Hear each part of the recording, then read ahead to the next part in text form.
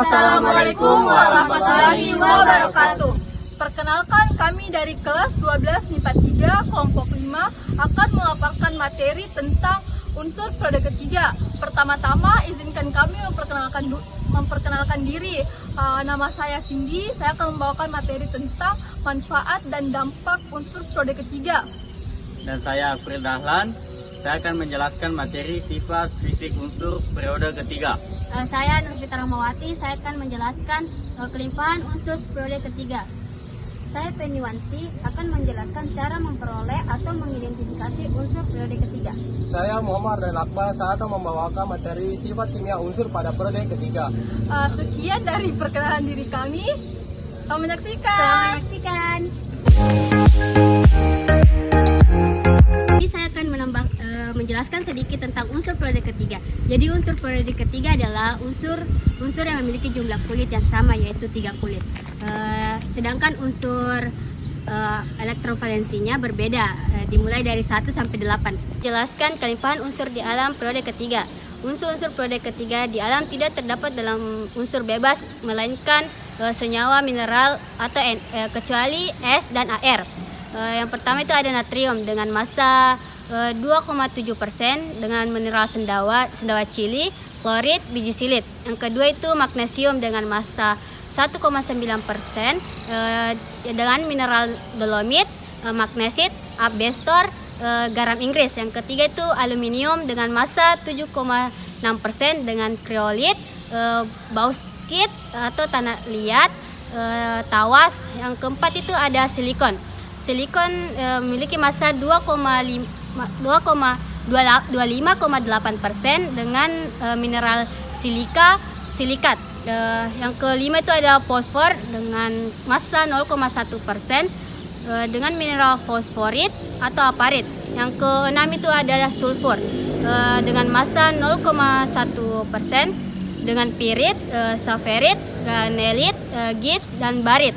Yang ketujuh itu ada klor dengan massa 0,2% dengan senyawa halide, silfit dan CaCl2. Argon 0,1% tidak terdapat dalam mineral. Baik, saya akan menjelaskan cara memperoleh unsur periode 3 atau mengidentifikasi unsur periode ketiga. Yang pertama itu natrium. Pembuatan natrium dapat dilakukan dengan proses DONS, yaitu elektrolisis lelehan NaCl. Air asin yang mengandung NaCl diuapkan sampai kering, kemudian padatan yang terbentuk dihancurkan untuk kemudian dilelehkan. Yang kedua itu magnesium. Magnesium dapat diperoleh melalui proses DONS. Reaksinya yaitu Mg2+ ditambah CaOH 2 kali menghasilkan MgOH 2 kali ditambah Ca2+. MgOH 2 kali ditambah 2H+ ditambah Cl- menghasilkan MgCl ditambah 6H2O. Pada katoda, Mg2+ ditambah 2 elektron menghasilkan Mg. Pada anoda, 2Cl- menghasilkan Cl2 ditambah 2 elektron. Baik, yang ketiga itu aluminium. Aluminium dibuat dengan elektrolisis dari bauksit murni. Dikenal dengan proses Hall-Héroult. Reaksinya yaitu Al2O3 menghasilkan Al3+ ditambah O2-. Pada reaksi ini, anoda sedikit demi sedikit akan habis. Yang keempat itu silikon. Silikon dibuat dengan mereduksi SiO2 dengan karbon dalam tanur listrik dengan suhu tinggi 3000 derajat Celcius. Reaksinya SiO2 ditambah C menghasilkan Si ditambah 2CO. Yang kelima itu fosfor. Fosfor putih diperoleh dengan proses polar, yaitu dengan memanaskan campuran Ca3PO4 dikali 2, SiO2 dengan kokas pada suhu 1300 derajat Celcius dalam tanur listrik. Reaksinya yaitu Ca3PO4 dikali 2 ditambah 3 SiO2 menghasilkan 3 CaSiO3 ditambah P2O5. Keenam, sulfur. Dengan cara flash, pada proses ini di deposit belerang padat dalam tanah dilelehkan di tempatnya dengan air sangat panas. Ketujuh, klorin. Klorin dapat dibuat menggunakan beberapa cara, yaitu proses oksidasi. Kedua, elektrolisis larutan NaCl menggunakan diagram Pragma. Ketiga, elektrolisis lelehan NaCl. Yang terakhir atau kedelapan, argon. Argon dapat diperoleh dari atmosfer atau udara bebas secara destilasi fraksional. Pada udara cair atau dengan mengemisikan positron atau elektron ke atom K. Reaksinya yaitu K ditambah 1 elektron menghasilkan Ar40, isotop Ar dengan proton 40. Baik, selanjutnya saya akan menjelaskan unsur fisik periode ketiga. Yang pertama itu jari-jari atom. Jari-jari atom dari kiri ke kanan atau Na ke Cl semakin kecil. Hal itu disebabkan oleh muatan inti atau proton. Atom yang sebelah kanan semakin besar sehingga gaya tarik menarik antara inti atom dengan elektron-elektron semakin kuat. Baik, yang kedua yaitu energi ionisasi. Dari Na ke Ar cenderung semakin besar. Energi ionisasi Al lebih kecil dari Mg dan energi ionisasi S lebih kecil dari P. Hal ini terjadi karena Mg dan P membutuhkan energi yang lebih besar untuk melepaskan elektronnya. Baik, yang ketiga itu adalah afinitas elektron.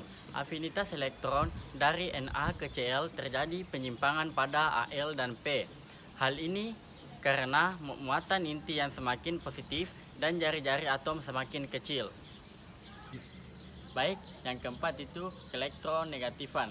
Elektronegatifan unsur-unsur periode ketiga dari kiri ke kanan atau Na ke Cl semakin besar. Hal ini karena muatan inti bertambah positif dan jari-jari atom berkurang.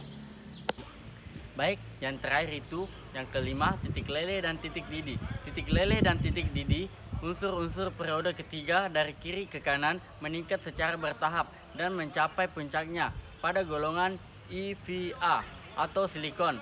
Kemudian turun secara drastis pada golongan Va atau fosforus. Baik, saya akan menjelaskan materi sifat kimia unsur pada periode ketiga. Hal pertama ada sifat reduktor atau oksidator. Jika jari-jari atom dari NaCl semakin kecil, maka semakin sukar melepaskan elektron. Semakin mudah melepaskan elektron, berarti sifat reduksinya semakin besar. Jika sebaliknya semakin sukar melepaskan elektron, berarti sifat oksidasinya semakin kuat atau semakin besar. Jadi semakin ke kiri itu semakin sifat reduktor. Yang kedua adalah sifat logam dan logam. Pada sifat logam dan logam ini sesuai dengan bersifat reduktornya. Semakin ke kiri itu semakin bersifat logam. Yang ketiga adalah atau terakhir adalah sifat asam dan basa. Sifat asam dan basa ini juga sesuai dengan sifat logamnya. Jika semakin ke kiri itu semakin bersifat logam atau logam yang semakin kuat, maka semakin tinggi itu semakin bersifat basa. Adapun beberapa manfaat unsur periode ketiga, yang pertama natrium dipakai untuk pembuatan ester, Na-glutamat dipakai untuk penyedap makanan, yang kedua magnesium untuk aliase atau magnalium digunakan untuk kerangka pesawat terbang dan lampu kilat dalam fotografi, yang ketiga aluminium untuk peralatan rumah tangga, misal piring, mangkok, dan sendok, untuk membuat rangka dari mobil dan pesawat sebagai bahan cat aluminium atau serbuk aluminium dengan minyak cat. Yang keempat, silikon, bahan bakar untuk pembuatan jenis-jenis gelas atau kaca.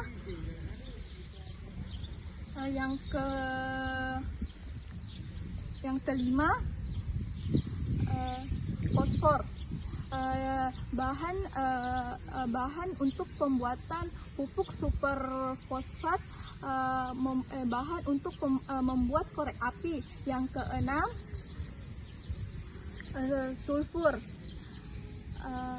obat pemberantas jamur dan untuk memasak getah karet dan getah pecah. Yang ketujuh, klorin sebagai definsensa CaOCl2 pemutih NaClO, digunakan dalam industri kertas dan industri tekstil sebagai pengelantah atau sebagai pemusnah kuman, dan untuk pembuatan kapur klorin, brom, dan zat warna organik. Yang ke-8 argon sebagai pengisi bola lampu karena argon tidak memiliki berekat dengan kawat lampu. Sebagai 8 argon sebagai pengisi bola lampu karena argon tidak bereaksi pada kawat lampu. Adapun dampak positif dan dampak negatif unsur periode ketiga. Yang pertama, dampak positif. Natrium penting dalam menjaga keseimbangan elektrolit dalam tubuh.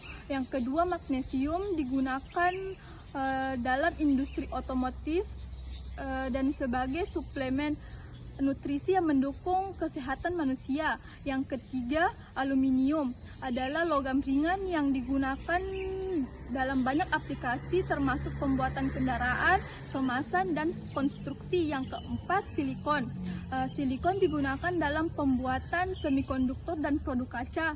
Yang kelima, fosfor digunakan dalam pertanian untuk meningkatkan pertumbuhan tanaman. Yang keenam, kalium adalah nutrisi penting bagi tumbuhan dan tubuh manusia. Selanjutnya, dampak negatif. Natrium.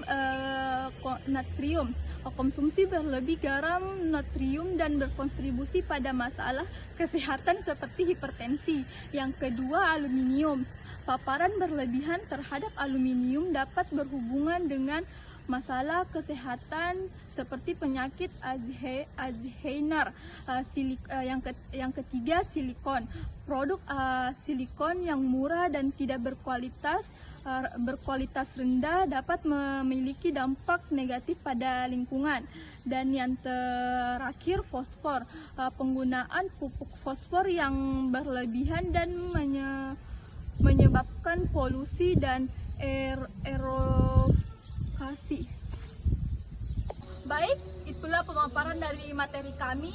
Mohon maaf bila ada salah kata. Saya akhiri dengan wassalamualaikum warahmatullahi wabarakatuh.